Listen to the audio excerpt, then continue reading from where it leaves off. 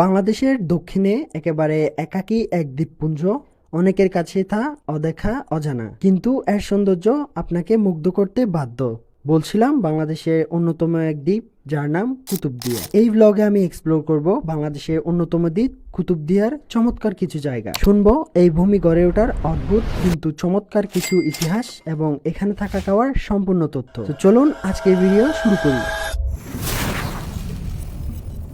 কুতুবদিয়ার নামকরণের পেছনে রয়েছে এক আধ্যাত্মিক ইতিহাস। চতুর্দশ শতাব্দীর দিকে আরব দেশ থেকে ইসলাম প্রচারের উদ্দেশ্যে হযরত কুতুবউদ্দিন রহমতুল্লাহ আলাই নামের এক সুফি সাধক এই দ্বীপে আস্তানা গাড়েন। তার নাম অনুসারেই এই দ্বীপের নাম হয় কুতুবদিয়া। এই দ্বীপে যাওয়ার জন্য সকাল সকাল চট্টগ্রামের নতুন ব্রিজ থেকে রওনা দিলাম কুতুবদিয়ার উদ্দেশ্যে। রোড কিং অ্যাসালাম ট্রান্সপোর্টের সাথে আছে আমার দুই বন্ধু ইস্পাহান আর হাসান। প্রথমেই নামলাম আমরা মগনামা ঘাটে। মগনামা ঘাটের সৌন্দর্য দেখে রীতিমতো মাথা ঘুরে গেছিল, কারণ ঘাটের নীল পানির স্বচ্ছ ধারা আর জলরাশির ঢেউ আমাদের মনকে প্রভাবিত করেছিল। এরপর সবাই মিলে বোটে উঠলাম, কারণ আমাদের গন্তব্য কুতুবদিয়া দরবার শরীফ।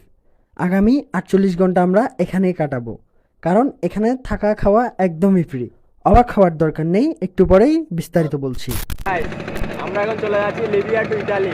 আমরা এখন আফ্রিকা মহাসাগরে। এখানে কতগুলা মানুষ। এই কুতুবদিয়া দ্বীপ 1991 সালে ভয়াবহ ঘূর্ণিঝড়ের কবলে পড়ে অনেক ক্ষতিগ্রস্ত হয়েছিল।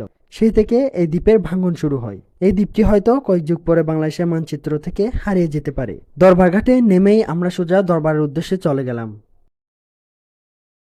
এখানে গিয়ে হামিদুজুরের আতিথেয়তা গ্রহণ করলাম এবং এখানে আমাদের জন্য থাকা খাওয়ার ব্যবস্থা করেছেন দরবারের পক্ষ হতে। এখন আসি থাকা খাওয়া ফ্রি কেন বললাম। এই দরবার শরীফের নিয়ম কিছুটা ভিন্ন। প্রতিদিন দরবারে আগত মানুষের জন্য আতিথেয়তার আয়োজন করা হয়। চাইলে থাকতেও পারবেন। আপনারা যারা যারা আসবেন সবাই ফ্রিতে ভাত ও থাকা খাওয়ার সম্পূর্ণ ব্যবস্থা পাবেন। কিন্তু আমরা ছিলাম মাদ্রাসার ছাত্র ভাইদের সাথে, অর্থাৎ একজাক কোরআনের পাখিদের সাথে। এরপর আমরা ফ্রেশ হয়ে দরবার জিয়ারতের উদ্দেশ্যে বের হলাম।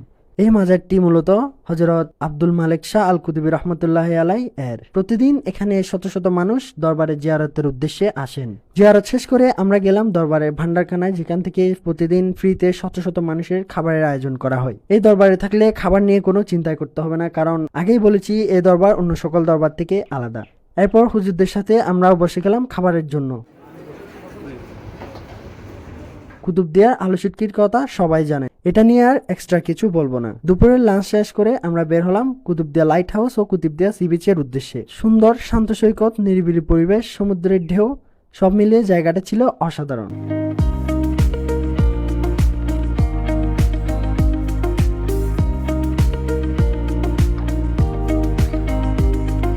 খুব সুন্দর দিন কাটছে।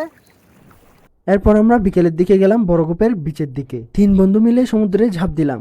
সাথে ছিল স্থানীয় কিছু ছেলে পেলে, যাদের সাথে বিকেলের সময়টা কেটেছে অসাধারণ। এই কুতুবদিয়া বিচ সম্পর্কে আরো জানতে হলে আমার পেজ ফলো দিয়ে রাখতে হবে। আজকের ভিডিও এই পর্যন্ত। সকলে ভালো থাকবেন, সুস্থ থাকবেন।